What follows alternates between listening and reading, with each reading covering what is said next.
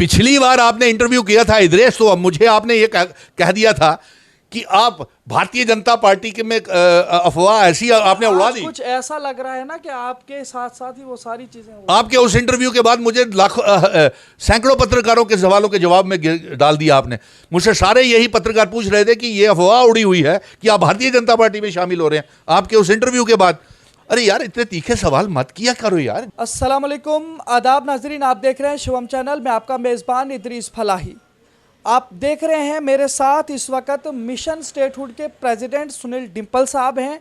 Exclusive interview इनसे करेंगे। आज सुबह सवेरे ही ये जागकर ही सबसे पहले इन्होंने लेफ्टिनेंट गवर्नर जम्मू व कश्मीर मनोज सिन्हा जी के खिलाफ एक जोरदार प्रदर्शन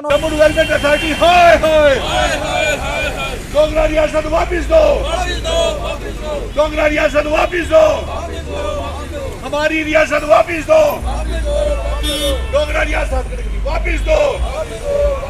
जम्मू कश्मीर सरकार हाय हाय, जम्मू कश्मीर सरकार हाय हाय, डोगरा रियासत वापिस दो, डोगरा रियासत वापिस दो। जम्मू डेवलपमेंट अथॉरिटी हाय हाय, जम्मू डेवलपमेंट अथॉरिटी हाय हाय, जम्मू हाउसिंग बोर्ड हाय हाय।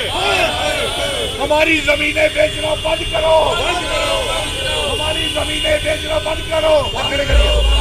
डोगरा रियासत वापिस दो, डोगरा रियासत वापिस दो, रियासत का दर्जा वापिस दो। और एहतजाज किया, साथ में इन्होंने इस्तीफे की भी मांग की है। इसके अलावा जम्मू कश्मीर के अंदर जो हालात और जो मसाइल हैं जिनसे आपको वाकिफ कराना बहुत ज़रूरी है, सुनील डिंपल साहब से उनके बारे में भी जानकारी लेने की कोशिश करके आप तक पहुंचाने की कोशिश करेंगे। इस्तकबाल करता हूं आपको अपने चैनल में। धन्यवाद इदरीस फलाही। पूछिए, आप क्या जानना चाहते हैं? आपसे ये जानने की कोशिश करूंगा कि आज सुबह सवेरे उठकर शायद आपने नाश्ता भी नहीं किया होगा, आप सबसे पहले उठ करके एलजी इंतजामिया के खिलाफ एहतजाज पर गए और आपने एलजी को इस्तीफा मांगा। आखिर इतना गुस्सा क्यों? देखिए, आपने बिल्कुल सही कहा। 5 अगस्त 2019 के बाद इंतहा हो गई और अब ऐसे मुकाम के ऊपर हमारा जम्मू कश्मीर खड़ा है, यहां पे हमारा सब्र का बांध टूट गया है। हम आए दिन हर रोज हमारी जम्मू कश्मीर का इतिहास, आइडेंटिटी, कल्चर, यहां तक कि डेमोग्राफी को भी बदलने की कोशिश की जा रही है। और इसीलिए हमने आज जम्मू कश्मीर सरकार के, हाउसिंग बोर्ड के और जम्मू डेवलपमेंट अथॉरिटी और कश्मीर श्रीनगर डेवलपमेंट अथॉरिटी के भी पुतले जलाए हैं, क्योंकि एलजी इंतजामिया के आदेश के ऊपर housing board, development authority Jammu और यही नहीं, गवर्नमेंट मेडिकल कॉलेजेस के भी पुतले जलाए हैं, क्योंकि वो भी हमारे जम्मू कश्मीर की डेमोग्राफी को बदलने के लिए एक बहुत बड़ी साजिश और षड्यंत्र कर रहे हैं। इदरीस, देखिए, आप जम्मू डेवलपमेंट अथॉरिटी जितने भी जम्मू में फ्लैट्स बना रही है, उसके ऊपर जो दरख्वास्तें ले रही है, उसके ऊपर उन्होंने खुला इन्विटेशन फॉर्म दिया हुआ है, एप्लीकेशन फॉर्म दिया हुआ है, जिसके ऊपर उन्होंने ये साफ लिख दिया है कि the flats are for sale for the residents of India. और हाउसिंग बोर्ड भी प्रधानमंत्री योजना के तहत जम्मू के हाउसिंग बोर्ड्स के फ्लैट्स जो हैं वो बाहर के आउटसाइडर्स को बिना डोमिसाइल, बिना स्टेट सब्जेक्ट के बेच रहे हैं। और ऊपर से गवर्नमेंट मेडिकल कॉलेज जम्मू के जितने भी हैं, 5 गवर्नमेंट मेडिकल कॉलेजेस, और आज राजौरी वाले की भी एक एडवर्टीजमेंट निकली है, आपने खुद भी पढ़ा होगा कि उस में एडवर्टीजमेंट में, गवर्नमेंट मेडिकल कॉलेज राजौरी की एडवर्टीजमेंट में लिखा हुआ है कि डॉक्टर्स, सर्जन्स, एंथीसियाज और मेडिसिन के डॉक्टर्स, मेडिकोस, पैरामेडिकल स्टाफ जो एप्लीकेशन दें वो रेजिडेंट्स ऑफ इंडिया होने चाहिए।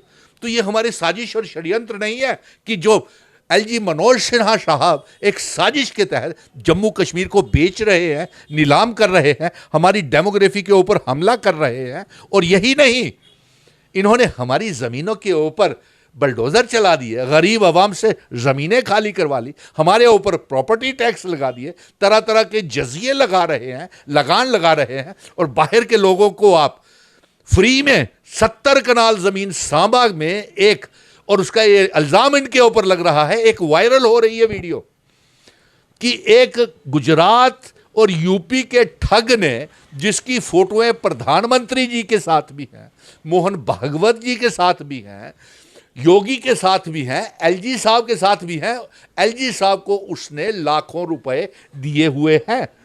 और हमारी आपसे ये निवेदन है कि क्योंकि आप हमारे जम्मू कश्मीर की एक कॉन्स्टिट्यूशनल पद के ऊपर, पोस्ट के ऊपर बैठे हुए हैं, हम नहीं चाहते कि हमारे जम्मू कश्मीर के लेफ्टिनेंट गवर्नर के ऊपर कोई किसी किस्म का इल्ज़ाम लगे। आप क्लैरिफिकेशन दीजिए, आप क्लैरिफिकेशन, स्पष्टीकरण एड्रेस फ्लाई करें कि जो पूरे हिंदुस्तान में सोशल मीडिया पे वायरल हो रहा है कि वो संजय शारपुरिया के से इन्होंने लाखों रुपए लिए हैं, और ये भी जम्मू के सर्कल्स में, अवाम में 1 करोड़ 30 लाख अवाम और 30 लाख बेरोजगार नौजवानों के ये लग रहा है कि इसी संजय शाहपुरिया की शय के ऊपर ये ज़मीनें, ये स्मार्ट सिटी के प्रोजेक्ट, ये पावर प्रोजेक्ट, ये फ्री ज़मीनें और लिक्वर माफिया और माइनिंग माफिया जम्मू में घुस रहा है, जम्मू कश्मीर में घुस रहा है।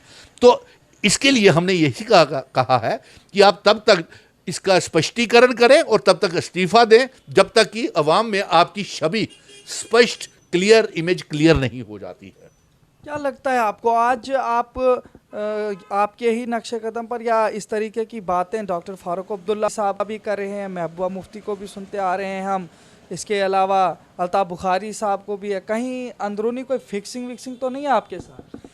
पिछली बार आपने इंटरव्यू किया था इद्रेस, तो अब मुझे आपने ये कह दिया था कि आप भारतीय जनता पार्टी के में अफवाह ऐसी आपने उड़ा दी। कुछ ऐसा लग रहा है ना कि आपके साथ साथ ही वो सारी चीजें आपके उस इंटरव्यू के बाद मुझे सैकड़ों पत्रकारों के सवालों के जवाब में डाल दिया आपने। मुझसे सारे यही पत्रकार पूछ रहे थे कि ये अफवाह उड़ी हुई है कि आप भारतीय जनता पार्टी में शामिल हो रहे हैं आपके उस इंटरव्यू के बाद, और आज आपने ये कह रहे हैं, और आपने उस इंटरव्यू में मुझ पर ये इल्ज़ाम लगाया कि आप गुपकार की भाषा बोल रहे हैं। आपका यह भी इल्ज़ाम था कि आप फारूक अब्दुल्ला के करीबी हैं, महबूबा के करीबी हैं, तो आप कहीं उन पे आखिर आप है किसके? अरे यार, इतने तीखे सवाल मत किया करो यार। मैं जम्मू कश्मीर का बेटा हूं, मैं चिनाब वैली का बेटा हूं, पीर पंजाल का बेटा हूं। हर वो हिंदू, मुस्लिम, सिख, ईसाई, गुज्जर, बकरवाल, चिनाब वैली, कश्मीरी, लद्दाख का, जम्मू कश्मीर का बेटा हूं। मुझे वो बात करनी है जो 1 करोड़ 30 लाख अवाम और जो 30 लाख बेरोजगार नौजवान चाहते हैं। और इसीलिए आज आपने नया प्रश्न खड़ा कर दिया, ये सोशल मीडिया में जाके वायरल हो जाएगा, और ये मुझे और नए पत्र आप सवालों के जवाब में कि मेरे विजन डॉक्यूमेंट के ऊपर डॉक्टर फारूक अब्दुल्ला बोल रहे हैं, मेरे विजन डॉक्यूमेंट के ऊपर महबूबा मुफ्ती बोल रही हैं, मेरे विजन डॉक्यूमेंट के ऊपर अल्ताफ बुखारी बोल रहे हैं। तो इसमें बुराई क्या है? बुराई क्या है? कुछ फिक्सिंग जैसा नहीं लग रहा है। अब आप मैच फिक्सिंग बना दीजिए।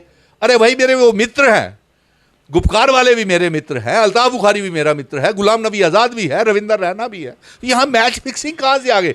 यहाँ तो हमें अपनी जम्मू कश्मीर के इतिहास को बचाना है, जम्मू कश्मीर की डेमोग्राफी को बचाना है। जम्मू कश्मीर जो नीलाम हो रहा है, जो हमारा सब्र का बांध टूट चुका है, अपने बच्चों को हम नौकरियां नहीं दे पा रहे।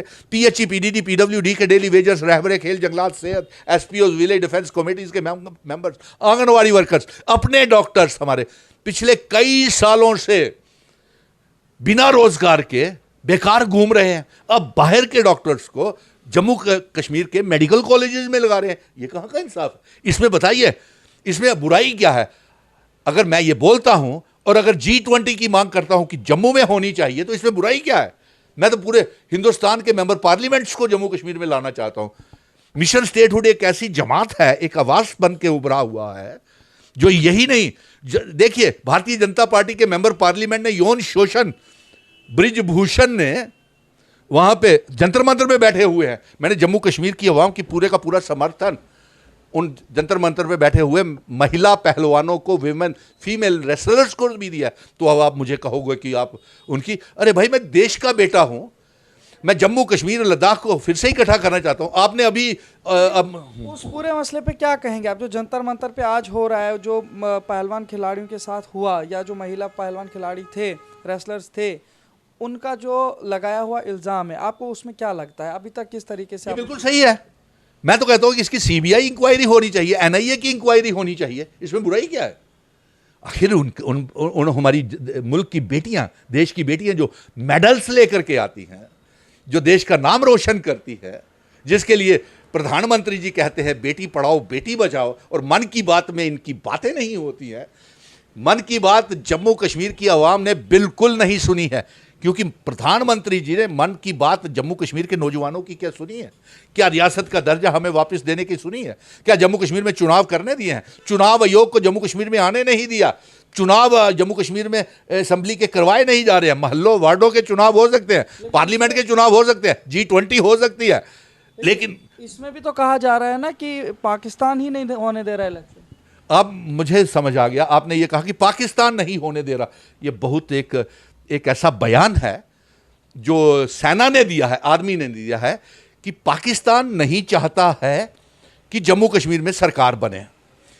ये सेना का बयान से कम मुझे ये सरकारी बयान नजर आता है भारतीय जनता पार्टी का, क्योंकि भारतीय जनता पार्टी अलग अलग एजेंसीज को इस्तेमाल करके जम्मू कश्मीर में चुनावों से भाग रही है। जिस तरीके से टूल किट और ये कठपुतली इलेक्शन कमीशन ऑफ इंडिया को जम्मू में आना था, उसको आने नहीं दिया। हम उनसे मिले थे, उसने हमें कहा था कि हम जम्मू कश्मीर में चुनाव करवाने के लिए तैयार हैं, हमारी वोटर लिस्टें तैयार हैं, हमारी डिलिमिटेशन हो चुकी है। तो ये नए नए मुसीबतें, हर्डल्स, रोड़े अटकाते रहते हैं। दूसरी तरफ से ये बयान आया सेना का, हैरत अंगेज है। इससे हमारा जम्मू कश्मीर की तमाम पॉलिटिकल पार्टीज के मनोबल टूटे हैं। तमाम जम्मू कश्मीर की पॉलिटिकल पार्टी, आप एक भी पॉलिटिकल पार्टी बता दीजिए जो जम्मू कश्मीर में चुनाव नहीं करवाना चाहती सिवाय भारतीय जनता पार्टी के। तो ये बयान उनसे दिलवा दिया गया है, ये हो सकता है। और भारतीय जनता पार्टी कहती है कि पाकिस्तान नहीं चाहता कि जम्मू कश्मीर में चुनी हुई सरकार नहीं बने। अरे साहब, भारत की सरकार क्या इतनी कमजोर है मोदी जी? क्या आपने भारत को इतना बेच दिया है, क्या इतना खोखला कर दिया है कि जम्मू कश्मीर में भारत की सरकार चुनाव ही नहीं करवा पाती? ये सवाल, ये कुछ समझ से बाहर है। ये एक सोची समझी साजिश के तहत जम्मू कश्मीर के लोगों को एब्रोगेशन ऑफ आर्टिकल 370 के बाद गुलाम बना करके, यरगमाल बना करके रखा हुआ है, और कोई भी जम्मू कश्मीर की आवाम की मुसीबतें बढ़ती चली जा रही है।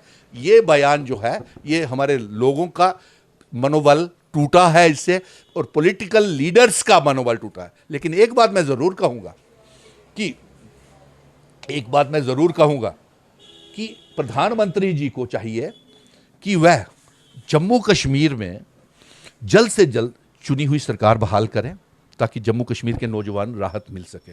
और जो ये डेमोग्राफी हमारी बदल रहे हैं, इसे बदला ना जाए। और जो भी आप जो हमारे लेफ्टिनेंट गवर्नर साहब के ऊपर लगे हैं इल्ज़ाम, और ये नोटिफिकेशंस की कॉपी भी आज लोगों ने जलाई है कि बाहर के लोगों को बना करके फ्लैट्स आप बेच रहे हैं, और अपने लोगों के लिए आपके पास कोई ज़मीनों के ऊपर बुलडोज़र चला रहे हैं, स्मार्ट मीटर लगा रहे हैं, प्रॉपर्टी टैक्स लगा रहे हैं। और अपना तो आपने Jammu Kashmir is on grand sale on heavy discount, ऐसा लग रहा है। बहुत शुक्रिया, हमारे साथ बात कर रहे थे मिशन स्टेटहुड के प्रेसिडेंट सुनील डिम्पल साहब। काफ़ी सारे सवालात इनसे किए और काफ़ी सारे जवाबात जो जम्मू कश्मीर के मुख्तलिफ मसाइल के हवाले से बहुत ही अहम थे। आपका इस पूरे मामले में क्या कहना है, आप भी बता सकते हैं। तबसरे में देखते रहिए शोम चैनल। अपने मेज़बान इदरीस फलाही को दीजिए इजाज़त, मज़ीद पेशकश करेंगे, तब तक के लिए अल्लाह हाफिज़। क्या आप कम से कम वक्त और कम से कम खर्चे में अपने मकानों की तामीर करना चाहते हैं? तो देर क्यों, जल्दी से राब्ता करें चिनाब वैली की सबसे कदीम भरोसेमंद SS इंडस्ट्रीज से, जो बद्रवा रोड के मालदई मग्गा मोड़ पर हॉलो ब्लॉक्स के मुख्तलिफ साइजेस और साथ ही माइलस्टोन्स और किलोमीटर स्टोन्स बिल्कुल कम से कम दामों पर दस्तयाब कर रहे हैं। हासिल करने के लिए राब्ता करें 9906356673 9796669000।